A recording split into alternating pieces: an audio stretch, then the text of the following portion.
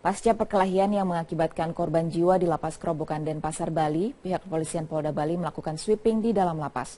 Ratusan senjata tajam berbagai jenis milik napi disita pihak kepolisian. Suasana di Lapas Kerobokan hingga Kamis malam masih mencekam. Area Lapas Kerobokan dijaga ketat aparat kepolisian bersenjata lengkap. Polisi juga menutup jalan Tangkuban Perahu di depan Lapas Kerobokan untuk mencegah bentrokan susulan. Sementara itu pihak kepolisian berhasil mengamankan ratusan senjata berbagai jenis milik para napi. Wakil Kepala Kepolisian Daerah Bali, Brigjen Nyoman Suryastra, mengatakan selain mengamankan senjata tajam, polisi juga mengamankan 10 orang yang diduga ada kaitannya dengan kasus perkelahian. Sebelumnya bentrokan antar napi terjadi di dalam Lapas Kerobokan pada Kamis siang dan mengakibatkan 2 orang tewas dan 2 luka. Kini keempat korban masih berada di rumah sakit Sanglah Denpasar, Bali. Awas Pak, senjata tajam Pak. Orang lebih ke Pak, Pendidikan semaksimal mungkin untuk bagaimana kejadiannya sebenarnya. Yang di luar berapa? Pak, berapa yang sudah ditahan? Ya, diamankan 10 sudah. 10 orang. Motif belum pasti aja Pak. Besok di Presiden Pak Kapolri. Pemirsa, Presiden Joko Widodo sepertinya tengah mencari hiburan untuk bisa melepaskan penat di tengah rutinitas sebagai pemimpin negara ini. Dan cara yang dilakukan oleh Presiden ini cukup menarik karena beliau mengundang komedian untuk datang ke Istana Negara. Nah, kalau kemarin yang diundang adalah komedian senior, hari ini Presiden mengundang para stand-up komedi. Seperti apa kira-kira kegiatan Presiden yang mengundang para komedian itu? Ikut kabarnya.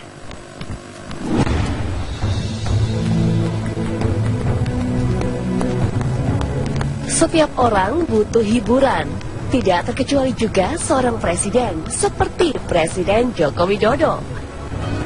Di tengah kesibukan rutinitasnya sebagai kepala negara, Presiden Joko Widodo mengundang para komedian ke Istana Negara. Jika kemarin komedian senior mendapat undangan makan malam bersama dengan Presiden Joko Widodo, hari ini giliran para pemain stand-up komedi yang mendapat kehormatan makan siang bersama Presiden Joko Widodo di Istana Negara. Para pemain stand-up komedi yang hadir dalam acara makan siang diantaranya adalah Indro Warkop, Raditya Dika, dan Mongol. Tadi kita hanya diundang makan, kesannya ada beliau nonton stand-up komedi, menggemari stand-up komedi, dan hanya acara makan siang aja. Tapi nggak boleh bungkus pulang ya? Nggak boleh. Oh iya. Dan akhirnya kita tahu. Acara berlangsung secara santai di mana Presiden Joko Widodo langsung mengajak dialog para pemain stand-up komedi. Bahkan, rencananya Presiden berinisiatif untuk menggelar Piala Presiden untuk para pemain stand-up komedi. Dari Jakarta, Sita Paprika, Teddy Suhendi, TV One mengabarkan.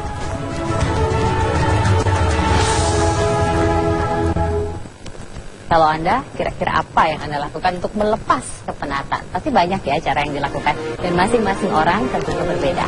Masih dari Bali, sidang kasus pembunuhan Angelin kembali digelar di Pengadilan Negeri Denpasar, Bali. Sidang dengan terdakwa Margaret Megawe menghadirkan sejumlah saksi, dan ketika sidang berlangsung, sempat terjadi perdebatan antara pengacara Margaret, Hotmas Sitompul, dengan salah satu saksi.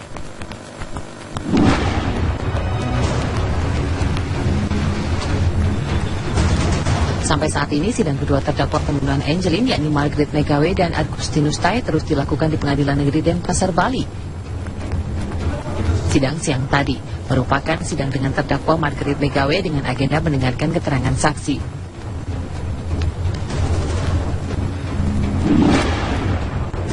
Dalam penyelenggaraan sidang siang tadi, 3 saksi dihadirkan, yakni terdakwa Agustinus Tai, penghuni rumah kos Handono, dan tetangga Margaret, Susiani. Selama sidang berlangsung, sempat terjadi keributan antara saksi Susiani dengan kuasa hukum terdakwa Hotmas Sitompul. Saksi yang terhormat ini bilang, Angelin dengan semangat dengan bergembira hati memberi makan ayam. Mungkin karena diancam. Makanya saya bilang, apa logis orang diancam-ancam melakukan pekerjaannya dengan gembira. Saya teruskan ini. Sudah proses saya tak sudah terkenal.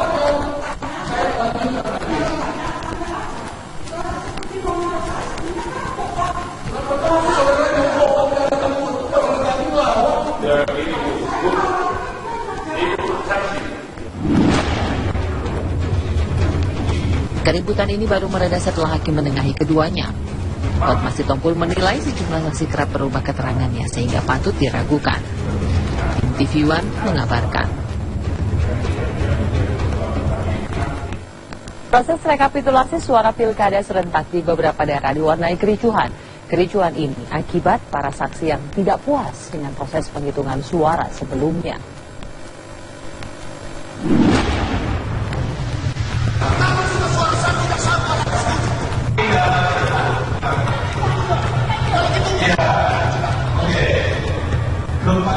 Saksi dari salah satu pasangan calon bupati dan wakil Bupati Nias Selatan ini mengamuk saat rapat pleno rekapitulasi KPUD berlangsung.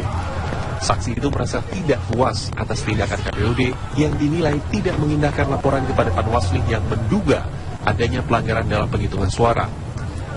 Saksi yang berniat mendatangi meja komisioner pun akhirnya dihadang petugas. Petugas kemudian membawa saksi tersebut keluar ruangan setelah sempat diwarnai protes.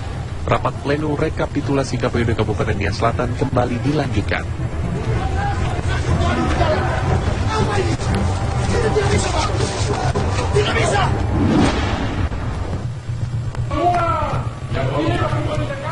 Di Halmahera Selatan, ketegangan juga mewarnai rapat pleno rekapitulasi penghitungan suara pemilihan bupati dan wakil bupati Halmahera Selatan periode 2015-2020. Para saksi calon pasangan kepala daerah menghujani komisioner KPUD dengan interupsi. Sebagian saksi mempersoalkan proses rekapitulasi pada tingkat PPK yang berbeda dengan penghitungan manual yang dilakukan saksi. Para saksi juga meminta adanya pemungutan suara ulang di Desa Anggai, Kecamatan Obi, karena jumlah pemilih mencapai 100%. Mereka menilai telah terjadi kecurangan selama pemungutan suara. Untuk mengakomodir keinginan para saksi, KPUD Halmahera Selatan memutuskan melanjutkan pleno rekapitulasi dan menunggu rekomendasi dari Panwas. Dari Gunung Sitoli, Sumatera Utara dan Halmahera Selatan, Maluku Utara, Tim TV One mengabarkan.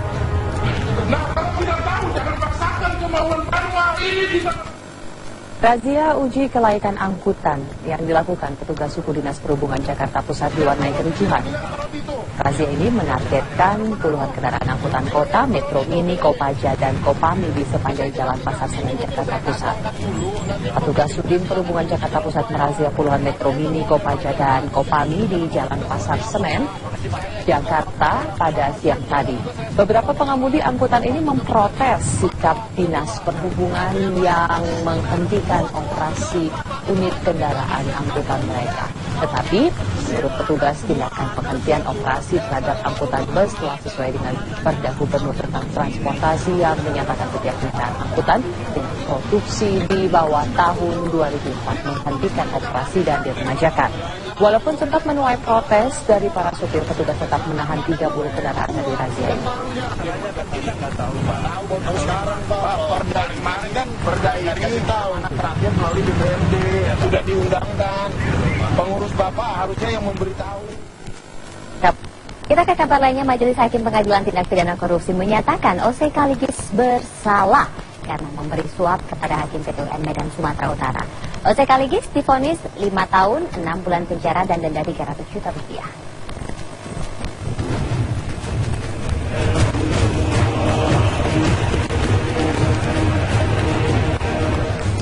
Pengacara kondang yang tengah terlibat kasus suap Hakim PT UN Medan Sumatera Utara yang juga merupakan mantan Ketua Mahkamah Partai Nasdem OC Kaligis dinyatakan bersalah oleh Hakim Pengadilan Tindak Pidana Korupsi Jakarta. OC Kaligis divonis 5 tahun 6 bulan penjara dan denda Rp300 juta, subsidiar 4 bulan penjara. Dijatuhkan pidana oleh karena itu terhadap terdakwa dengan pidana penjara selama 5 tahun dan 6 bulan.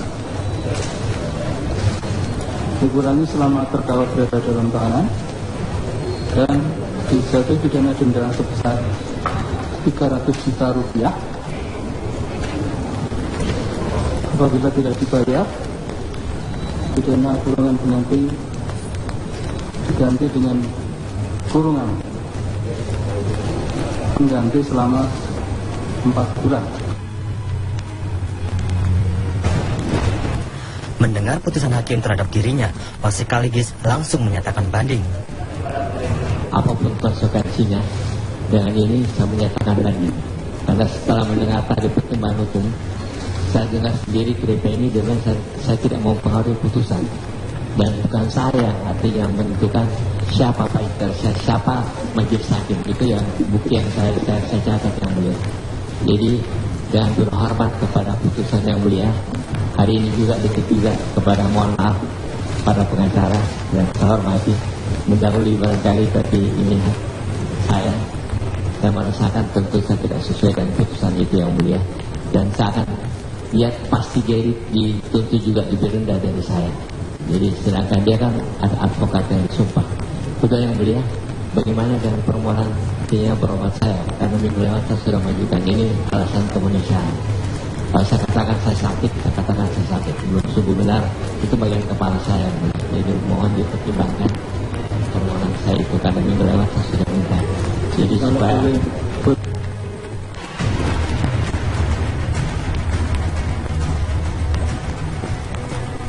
kasus ini mencuat setelah pada 9 Juli 2015 KPK menangkap tangan 3 hakim PT Medan, yakni Tripeni Irianto Putro, Amir Fauzi, dan Dermawan Ginting, serta Panitera Samsir Yusfan saat melakukan transaksi suap dengan pengacara M. Yagari Bastara alias Kerry. Dari proses inilah nama OC Kaligis mencuat. Penyidik mencium dugaan keterlibatan Kaligis dari penangkapan Gary yang merupakan pengacara di firma hukum OC Kaligis. 13 Juli 2015, penyidik KPK menggeledah kantor OC Kaligis. Di keesokan harinya di 14 Juli 2015, penyidik KPK menjemput paksa OC Kaligis di Hotel Borobudur, Jakarta. Setelah menjalani pemeriksaan di gedung KPK, Kaligis resmi ditetapkan sebagai tersangka.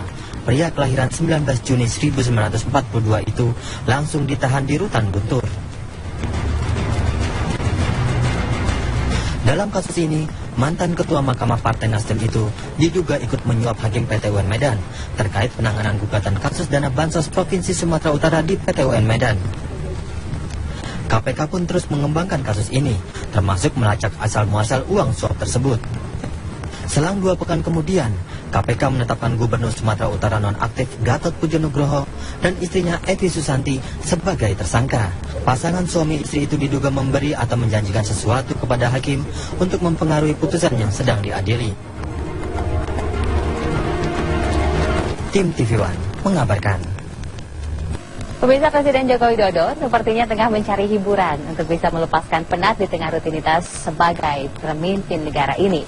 Dan cara yang dilakukan oleh Presiden ini cukup menarik karena beliau mengundang komedian untuk datang ke Istana Negara. Nah, kalau kemarin yang diundang adalah komedian senior, hari ini Presiden mengundang para stand-up komedi. Seperti apa kira-kira kegiatan Presiden yang mengundang para komedian itu? Berikut kabarnya.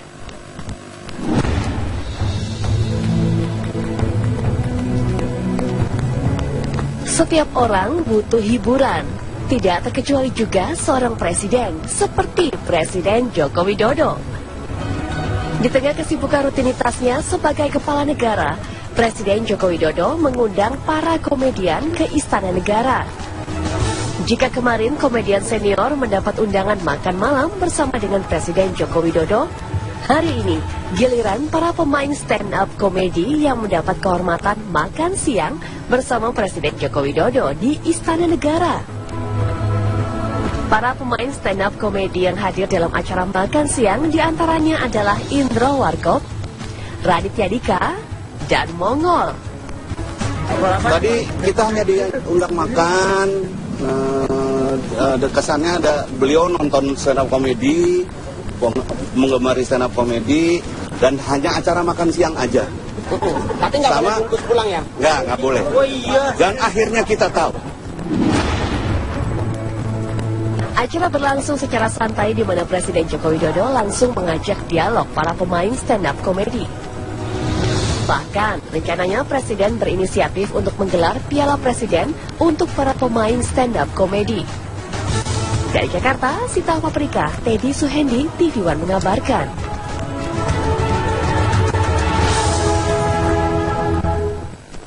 Kalau Anda, kira-kira apa yang Anda lakukan untuk melepas kepenatan? Pasti banyak ya cara yang dilakukan, dan masing-masing orang tentunya berbeda. Proses rekapitulasi suara pilkada serentak di beberapa daerah diwarnai kericuhan.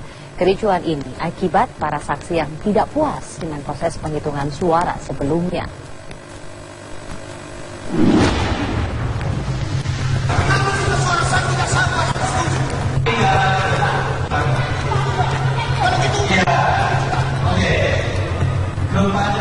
Saksi dari salah satu pasangan calon bupati dan wakil Bupati Nias Selatan ini mengamuk saat rapat pleno rekapitulasi KPUD berlangsung. Saksi itu merasa tidak puas atas tindakan KPUD yang dinilai tidak mengindahkan laporan kepada Panwaslu yang menduga adanya pelanggaran dalam penghitungan suara. Saksi yang berniat mendatangi meja komisioner pun akhirnya dihadang petugas. Petugas kemudian membawa saksi tersebut keluar ruangan setelah sempat diwarnai protes. Rapat pleno rekapitulasi KPUD Kabupaten Nias Selatan kembali dilanjutkan.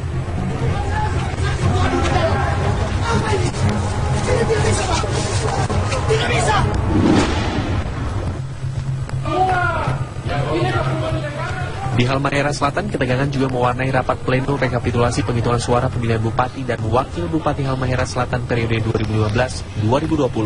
Para saksi calon pasangan kepala daerah menghujani komisioner KPUD dengan interupsi. Sebagian saksi mempersoalkan proses rekapitulasi pada tingkat PPK yang berbeda dengan penghitungan manual yang dilakukan saksi. Para saksi juga meminta adanya pemungutan suara ulang di Desa Angyai, Kecamatan Obi, karena jumlah pemilih mencapai 100%. Mereka menilai telah terjadi kecurangan selama pemungutan suara. Untuk mengakomodir keinginan para saksi, KPUD Halmahera Selatan memutuskan melanjutkan pleno rekapitulasi dan menunggu rekomendasi dari Panwas. Dari Gunung Sitoli, Sumatera Utara dan Halmahera Selatan, Maluku Utara, tim TV One mengabarkan. Nah, kalau tidak tahu, jangan paksakan kemauan Panwas. Ini bisa... Razia uji kelaikan angkutan yang dilakukan petugas suku Dinas Perhubungan Jakarta Pusat diwarnai kericuhan. Razia ini menargetkan puluhan kendaraan angkutan kota, Metro Mini, Kopaja, dan Kopami di sepanjang Jalan Pasar Senen, Jakarta Pusat. Petugas Sudin Perhubungan Jakarta Pusat merazia puluhan Metro Mini, Kopaja, dan Kopami di Jalan Pasar Senen, Jakarta pada siang tadi. Beberapa pengemudi angkutan ini memprotes sikap Dinas Perhubungan yang menghentikan operasi unit kendaraan angkutan mereka. Tetapi, menurut petugas, tindakan penghentian operasi terhadap angkutan bus telah sesuai dengan Perda Gubernur tentang transportasi yang menyatakan setiap kendaraan angkutan dengan produksi di bawah tahun 2004 menghentikan operasi dan diremajakan. Walaupun sempat menuai protes dari para supir, petugas tetap menahan 30 kendaraan dari razia ini. Sekarang Pak, perda kemarin kan perda ini tahu anak terakhir melalui DPRD sudah diundangkan. Pengurus Bapak harusnya yang memberitahu. Kabar mengenai Chelsea yang memecat Jose Mourinho akan saya dedek saat lagi.